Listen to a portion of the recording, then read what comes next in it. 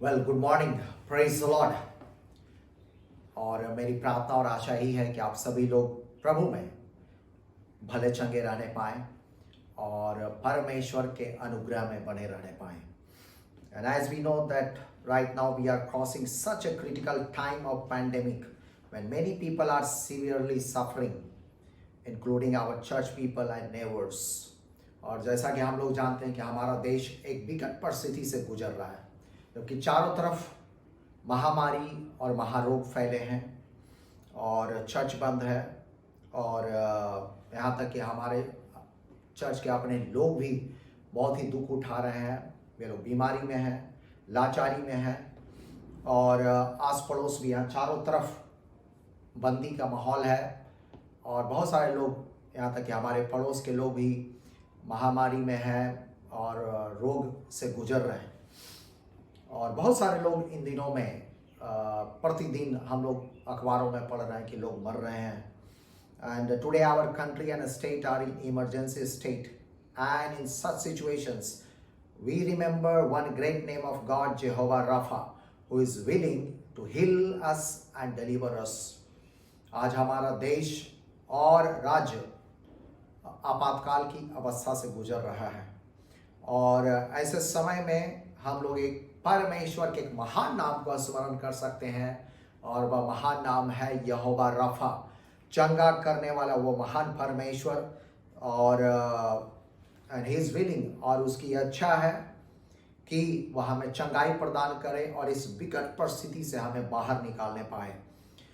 और and that's why this morning I want to speak on my Lord my healer, कि मेरा प्रभु मेरा चंगाई दाता। So let's go to the passage and story where we find this great name. So आए अपने Bible को खोलें मेरे साथ और हम लोग इस महान नाम और उनके महान कार्यों को हम लोग देखेंगे वचन से। एक्सोडस चैप्टर 15:26, एक्चुअली ये पूरा निर्गमन अध्याय 15 का 22 से 27 के बीच में कहानी है, लेकिन अभी हम लोग एक 26 पद को पढ़ेंगे। And God said, if you diligently heed the voice of the Lord your God and do what is right in his sight, give ear to his commandments and keep all his statutes, I will put name none of the diseases on you which I have brought on the Egyptians, for I am the Lord who heals you. यदि तू अपने परमेश्वर यहोवा का वचन तन से सुने, मन से सुने और जो उसकी दृष्टि में ठीक है वही करे और उसकी आज्ञाओं पर कान लगाए और उसकी सब विधियों को माने, तो जितने रोग मैंने मिस्रियों पर भेजे हैं उनमें से एक भी तुझ पर नहीं भेजूंगा, क्योंकि मैं तुम्हारा चंगा करने वाला यहोवा परमेश्वर हूं। Hallelujah. So the background of this passage is that just before these incidents, the Israelites had got freedom from slavery of Egyptians miraculously. और इस पैसेज का जो निर्गमन अध्याय 15 में पाते हैं, इसकी पृष्ठभूमि ये है कि जस्ट इस घटना के पहले इजराइलियों को मिस्र देश की वर्षों से गुलामी से बहुत ही चमत्कारिक ढंग से परमेश्वर ने चिन्ह चमत्कार करके उन्हें छुड़ा लिया था और वे गुलामी से छूटे थे। And they were singing songs of praise and heading towards their promised land. और अध्याय निर्गमन 15 में पाते हैं कि वे लोग गीत गा रहे थे, परमेश्वर की स्तुति कर रहे थे, and they were going forward towards their promised land, और वे लोग प्रतिज्ञा की भूमि की ओर आगे बढ़ रहे थे। And as this big gathering of the Israelites were heading forward in the leadership of Moses, God tested their hearts and attitudes. और जबकि एक बहुत बड़ी भीड़ इजराइलियों की, जिसमें 6 लाख पुरुष थे और उसके बाद महिलाएं थे और बच्चे थे, और जबकि ये मूसा अपने अगुआ के नेतृत्व में प्रतिज्ञा की भूमि की ओर आगे बढ़ रहे थे, ऐसे समय में परमेश्वर ने उनकी परीक्षा की और उनके हृदय को जांचा, उनके मनोवृत्ति को जांचा कि ये लोग कैसे हैं और आगे किस प्रकार से आगे बढ़ेंगे, क्योंकि ये वर्षों तक परमेश्वर से दूर रहे थे, आराधना से दूर रहे थे। सो अभी उन्हें परमेश्वर के मार्ग पर चलना है, परमेश्वर की आज्ञाओं पर चलना है, और इसी कारण से परमेश्वर ने उनकी परीक्षा किया। In the Bible, we see that God's people were often tested to correct their attitudes, to increase their faith, and to bring promotion in their lives. Bible में हम लोग अक्सर पाते हैं कि परमेश्वर के लोगों का, धर्मी जनों का भी कई बार परीक्षा हुई, और वो इस कारण से हुई कि ताकि उनके मनोवृत्ति का सही हो जाए और उनका विश्वास बढ़ने पाए और उनके जीवन में प्रोन्नति और आशीषें आने पाए। और हम लोग बाइबल में देखते हैं बहुत सारे उदाहरण को कि अब्राहम की परीक्षा हुई, अय्यूब की परीक्षा हुई और स्वयं प्रभु यीशु मसीह की भी परीक्षा हुई थी।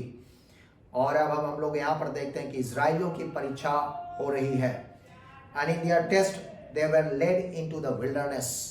और इस परीक्षा के दौरान वे लोग उन्हें जंगल में ले जाया गया, रेगिस्तान में ले जाया गया था। दे were led into the wilderness. और विल्डरनेस का मतलब है यानी कि रेगिस्तान या जंगल का मतलब होता है it can be a place of dryness, discomfort and disease.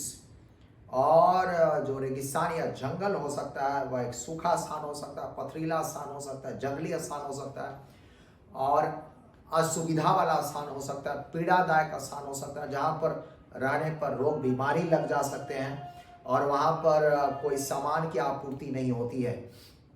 It refers to barren and uninhabitable deserts. और यह उजाड़, वीरान और एक ऐसा सुनसान स्थान को दिखाता है जहाँ पर रहना मुश्किल है। And when the Israelites went 3 days into the wilderness, they found no waters there. और जब इजरायली लोग 3 दिन के वो जंगल में आगे बढ़े तो उन्हें पानी का, जल का कोई भी सोता नहीं मिलने पाया। And they started feeling insecure, unprovided and lost in the desert. और वे लोग उस जंगल में, रेगिस्तान में असुरक्षित महसूस करने लगे और उन्हें लगा यहाँ पर तो उन्हें अब कुछ नहीं मिलने पाएगा, कोई प्रोविज़न नहीं, कोई आपूर्ति नहीं है। और वे लोग खोए हुए, भटके हुए महसूस कर रहे थे और साथ ही साथ वे लोग बीमार भी महसूस करने लगे। Because of lack of water they were are feeling dehydrated. और उसके कारण से उनके शरीर में पानी की, जल की कमी होने लगी। उनके बच्चे लोग पानी पानी चिल्ला रहे थे।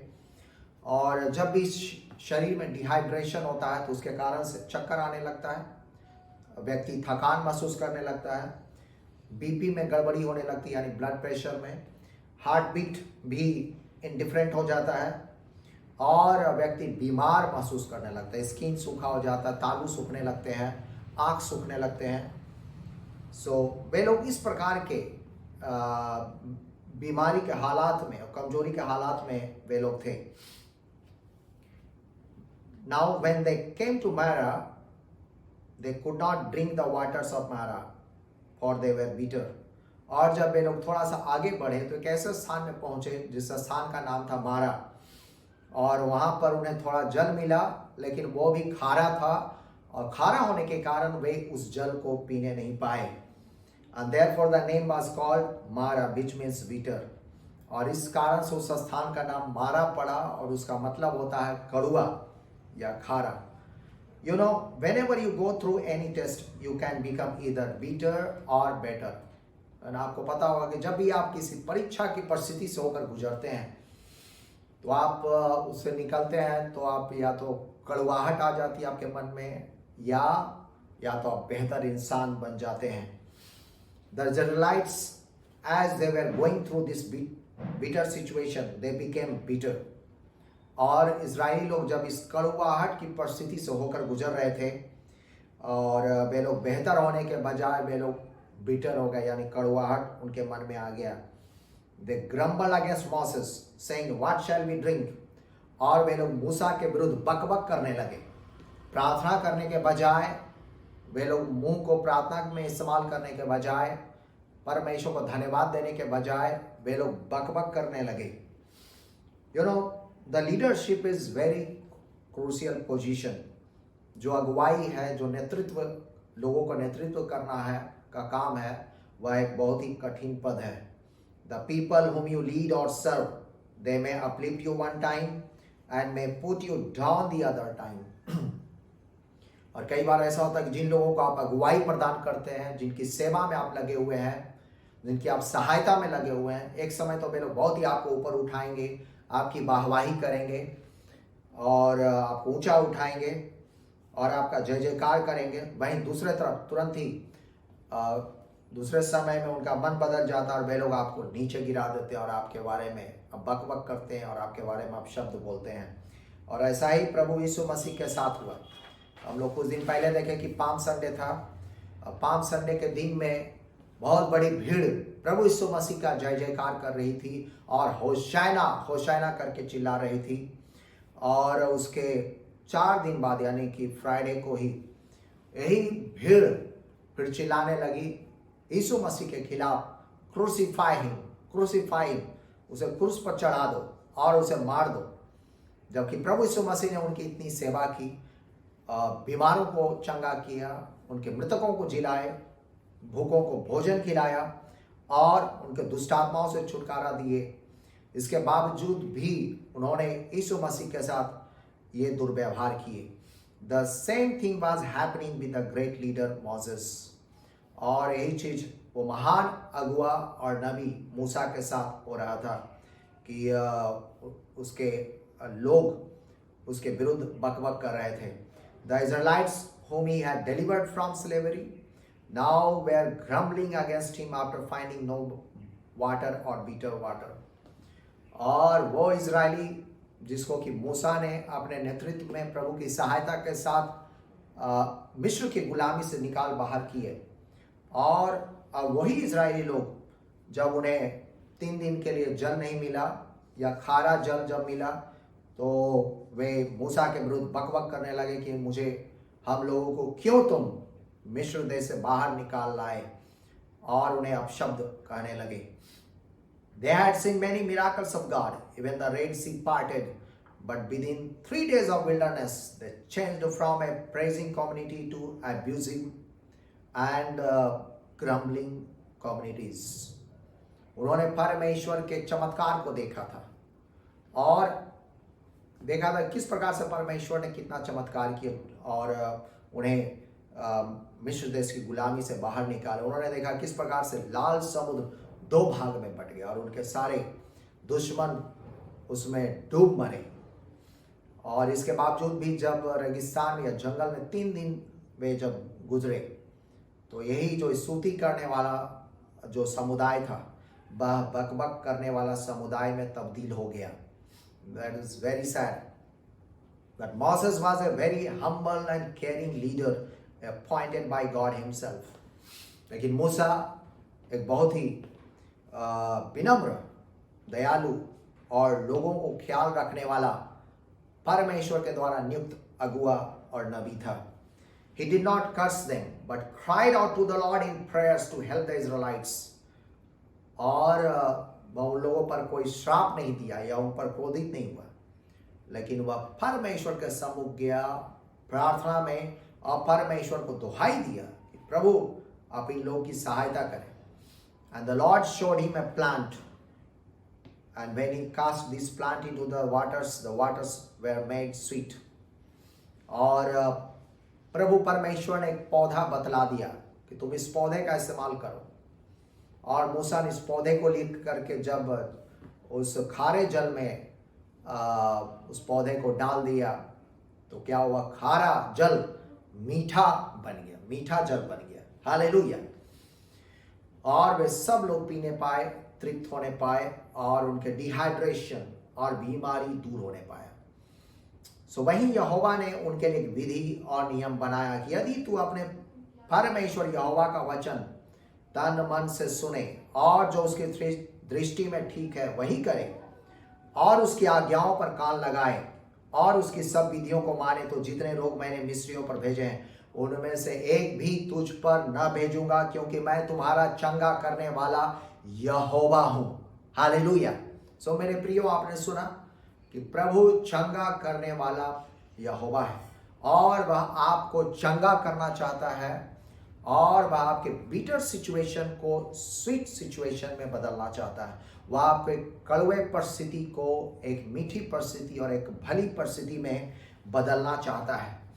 And then and there only they got this great name of God, Jehovah Rapha, meaning the Lord heals.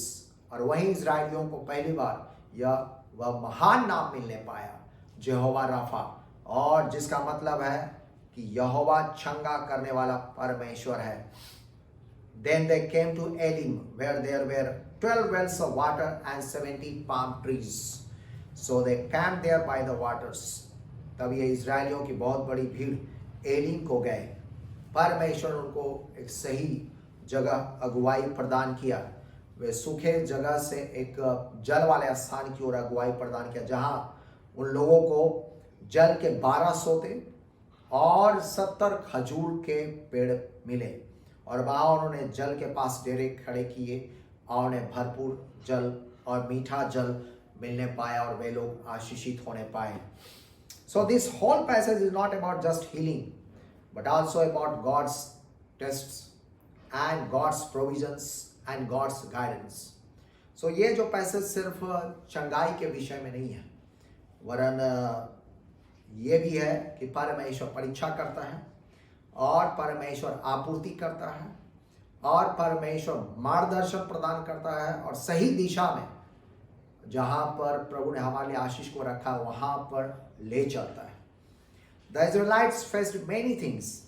They faced testing, wilderness, non-provision and bitter situations. और इजरायली लोगों ने बहुत सारी चीज़ों परिस्थितियों का सामना किया.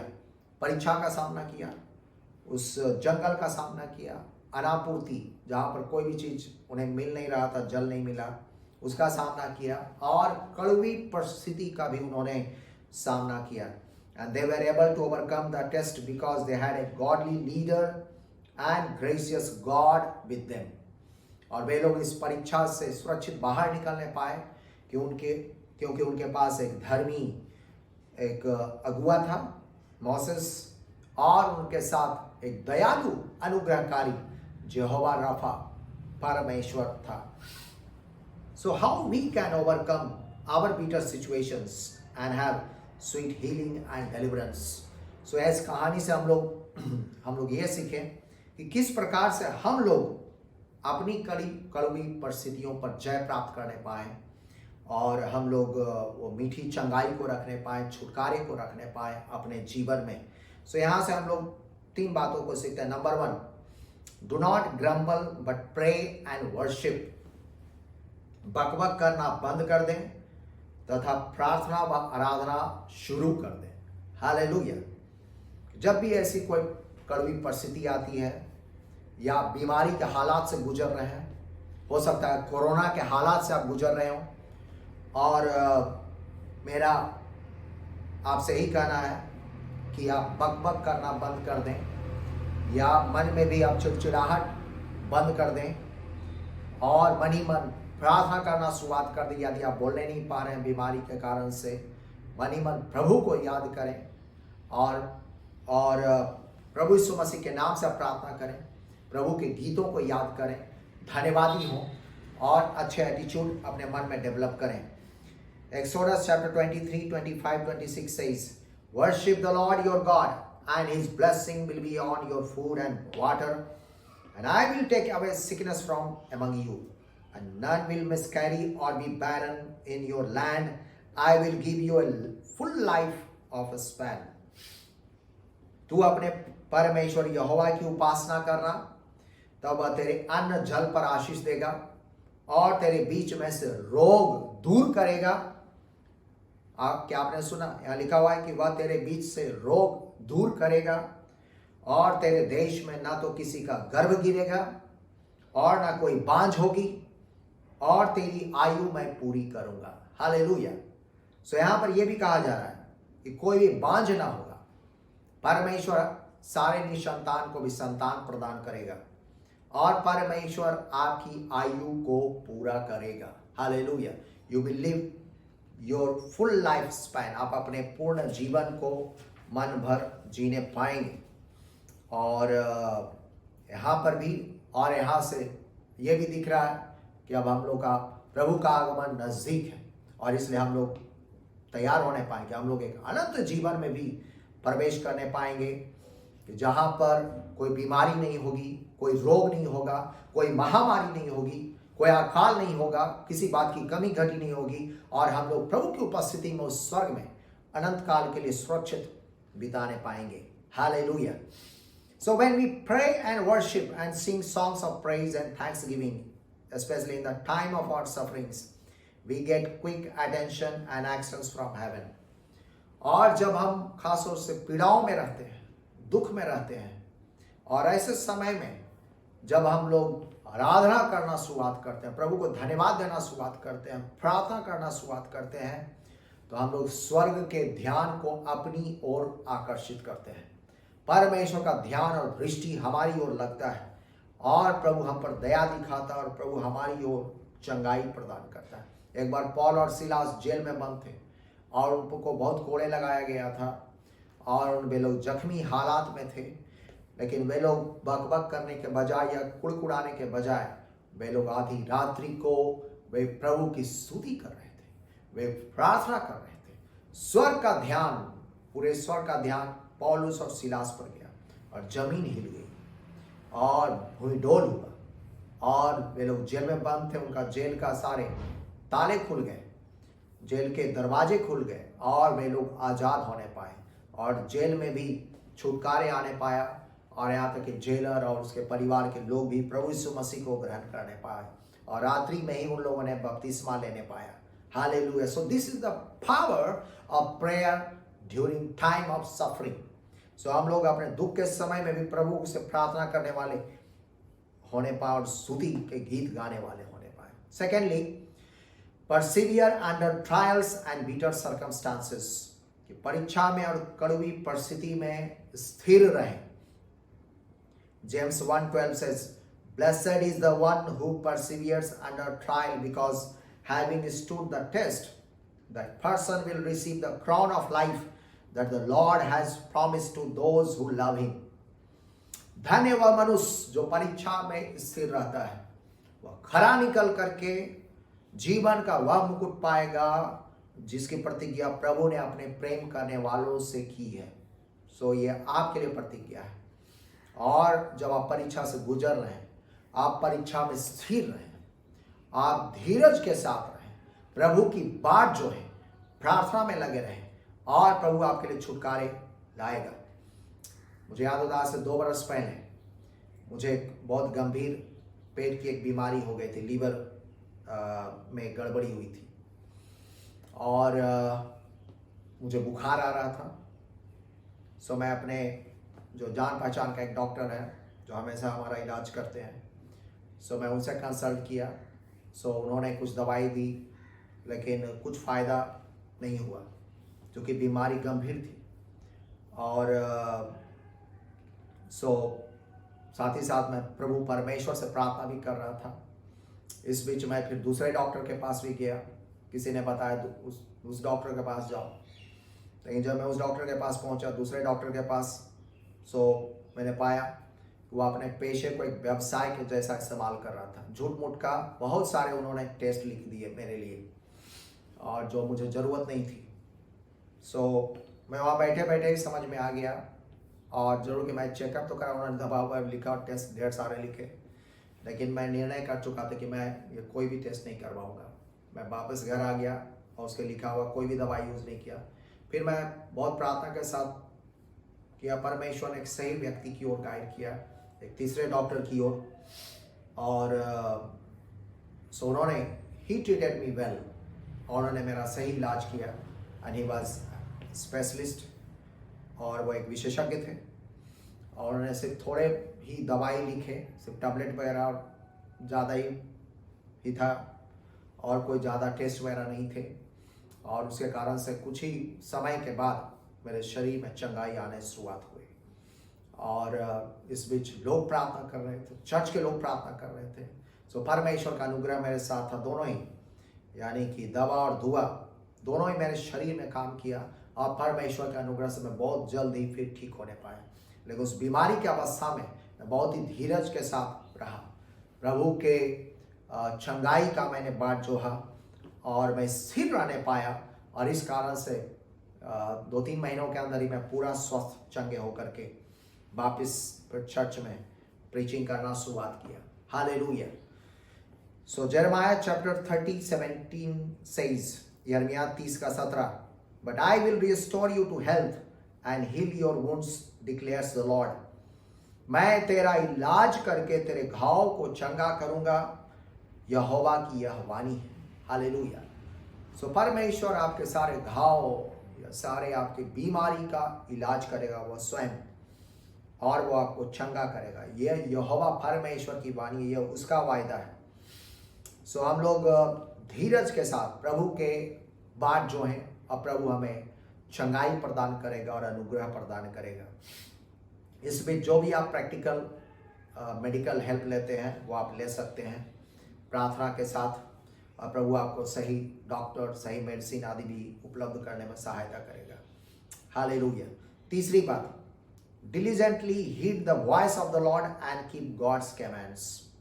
यदि आज हम लोग अपनी कड़वी परिस्थिति को मीठी परिस्थिति में बदलता हुआ देखना चाहते हैं या चंगाई प्राप्त करना चाहते हैं, तो हम लोग यहोवा के वचन को तन मन से सुने तथा उसकी आज्ञाओं को माने। हालेलुया। यहाँ पर निर्गमन 15:26 में लिखा हुआ, यदि तू अपने परमेश्वर यहोवा का वचन तन मन से सुने। सो हमें तन से भी सुनना, यानी इस कान से भी और अपने मन से भी सुनने की आवश्यकता है, और जो उसकी दृष्टि में ठीक है वही करें, और उसकी आज्ञाओं पर कान लगाए, उसके अनुसार चले, उसके विधियों को माने। तो जितने भी रोग हम लोग देख रहे हैं चारों तरफ, उनमें से कोई भी रोग हमारी ऊपर नहीं आएगा, क्योंकि वही हमारा यहोवा परमेश्वर चंगा करने वाला परमेश्वर है और आपको सुरक्षित रखेगा। हालेलुया। इन द गॉस्पेल, हम लोग सुसमाचार की पत्री में हम लोग पाते हैं कि एक व्यक्ति था जो जन्म से अंधा था, और वह प्रभु यीशु मसीह के पास आता है, और प्रभु यीशु मसीह उसकी चंगाई के लिए वो एक मिट्टी सानते हैं अपने थूक से, और उसके आंखों में जाकर लगाते हैं, और उसके बाद उसे कहते हैं तुम जाओ और शिलो के कुंड में जाकर धो लो। है ना, हो सकता वो सोचता क्यों जाऊं धोने के लिए इतना दूर कुंड में, हम यहीं पर दूसरा पानी से धो लेते हैं, और इसको लगाने से क्या हो जाएगा, ये कोई दवाई, ये तो मिट्टी है। लेकिन वो उसने आज्ञाओं को माना, प्रभु के निर्देश को माना, और वो गया और शिलो के कुंड में जल से अपने आंखों को धोया, और फिर वो वापस आता है चंगाई को प्राप्त करके, और उसके दृष्टि खुल जाती है, आंखें खुल जाती है, वह देखना शुरुआत करता है। हालेलुया।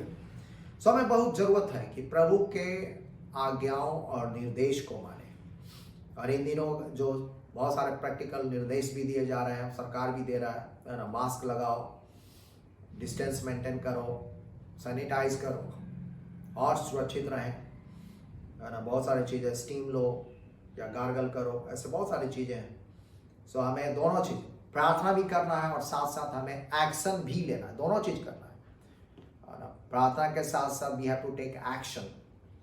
सो वो सारे एक्शन भी हम लोग लेने के लिए तैयार रहने पाए। मत्ती अध्याय 4:23 में लिखा है, Jesus went throughout Galilee, teaching in their synagogues, preaching the good news of the kingdom and healing every disease and sickness among the people. मत्ती 4:23 में, हिंदी में मैं पढ़ देता हूँ। यहाँ इस प्रकार से लिखा हुआ है कि प्रभु यीशु मसीह सारे गलील में फिरता हुआ उनके आराधनालयों में उपदेश करता और राज्य का सुसमाचार प्रचार करता, और लोगों की हर प्रकार की बीमारी और दुर्बलताओं को दूर करता रहा। हालेलुया। से यहाँ पर देखते हैं कि प्रभु यीशु मसीह ने सुसमाचार प्रचार किया, राज्य का, परमेश्वर के राज्य का सुसमाचार प्रचार किया, और साथ साथ हर प्रकार की बीमारी और दुर्बलताओं को दूर करते रहे। और वही आज भी प्रभु यीशु मसीह के नाम में आपको भी आज चंगाई मिल सकती है, और हम लोग उस यहोवा राफा के पास प्रभु यीशु मसीह के नाम से आ सकते हैं, कि ताकि हमारी विकट परिस्थिति, वह कड़वी परिस्थिति एक मीठी और अच्छी परिस्थिति में बदल जाने पाए, हमारे हर एक प्रकार के रोग व बीमारी दूर हो जाने पाए, प्रभु चंगाई प्रदान करने पाए। सो आज मैं आखिरी में यही बात कहना चाहता हूँ, in my conclusion, that if you are going through any bitter situation, remember this great name Jehovah Rapha, He will turn it into sweet and bring healing and deliverance. So यदि आज आप किसी प्रकार के विकट या कड़वी परिस्थिति से गुजर रहे हैं, मैं जानता हूं बहुत सारे चर्च के लोग भी बीमारी से गुजर रहे हैं, और मैं आपसे यही कहना चाहता हूं कि आप उस महान नाम यहोवा रफा जिसका आपने सुना उसको स्मरण करें, और प्रभु यीशु मसीह के कार्यों को स्मरण करें जो हम लोग पूरे सुसमाचार में पाते हैं कि उन्होंने कितने बीमारों को चंगा किया, उसको अपने लिए क्लेम करें। और साथ ही साथ बहुत सारे जो प्रैक्टिकल जो बातें हैं मेडिकल आदि संबंधित, उसका भी हम लोग पालन करें, और निश्चित तौर से हम अपने जीवन में चंगाई और छुटकारे और आशीष को देखने पाएंगे। Hallelujah. So let me pray for you. So मैं अभी आपके लोग के लिए प्रार्थना करता हूँ। हमारे महान स्वर्गीय पिता परमेश्वर, प्रभु यीशु मसीह के नाम से प्रभु जी सारे भाई बहनों के लिए प्रभु जी हम प्रार्थना विनती करते हैं, और खासतौर से वैसे लोग जो आज बीमारी से गुजर रहे हैं, और प्रभु जी जो जिन्हें कोविड-19 का बीमारी है या अन्य प्रकार के रोग और बीमारी है, कोल्ड है, फीवर है, कमजोरी है, दुर्बलताएं हैं, प्रभु यीशु मसीह के नाम से, उस यहोवा रफा के नाम से प्रभु जी आप उन्हें पूरा चंगाई और छुटकारे दें। In the name of Lord Jesus Christ you heal them O Lord my God totally. Hallelujah. हर एक प्रकार के रोग, बीमारी, दुर्बलताएं दूर हो जाने पाए। I proclaim the power of the blood of Jesus Christ upon them and the power of the Holy Spirit upon them. Hallelujah. वे अभी प्रभु परमेश्वर की सामर्थ को अपने जीवन में अनुभव करने पाए। प्रभु परमेश्वर आज यदि और कोई परिस्थिति से वे लोग गुजर रहे हैं, आर्थिक तंगी या गरीबी या दरिद्रता या अनापूर्ति, जैसे जल की कमी हुई थी, यदि आज इनके घर में खाने पीने या जल आदि की कमी है, प्रभु यीशु मसीह के नाम से प्रार्थना विनती करते हैं। हालेलुया। और यहोवा जायरा, यहोवा यीरे के नाम से, प्रभु यीशु मसीह के नाम से आप पूरा करें, उनके सारी जरूरत आवश्यकताओं को पूरे करें। यदि आज कोई भी प्रभु जी कड़वी परिस्थिति से गुजर रहे हैं, उनके सारी कड़वी परिस्थिति प्रभु यीशु मसीह के नाम से मीठी परिस्थिति और भली परिस्थिति में बदल जाने पाए, और ये सब कुछ आपके नाम की महिमा और आदर के लिए हो, और इनके जीवन में प्रोन्नति लाने के लिए, इनके विश्वास को बढ़ोतरी के लिए होने पाए, इनके जीवन में नई आशीषें आने पाए और नए द्वार खुलता हुआ ये लोग अपने जीवन में देखने पाए। हम धन्यवाद करते हैं सारे भाई बहनों के लिए, इनके सारे परिवार, इनके सारे बच्चों के ऊपर आपकी सुरक्षा की घोषणा करते हैं और आशीष को मांगते हैं। धन्यवाद सहित सबों को प्रभु जी हम आपके अनुग्रह में रखते हुए प्रार्थना प्रभु यीशु मसीह के नाम से मांगते हैं, सुने और कबूल करें। आमीन, आमीन, आमीन। So may God bless you all and keep it well. आप अपने आप को भले चंगे रखें, प्रभु में बने रहने पाए। Thank you. God bless you. Thank you. जय मसीह।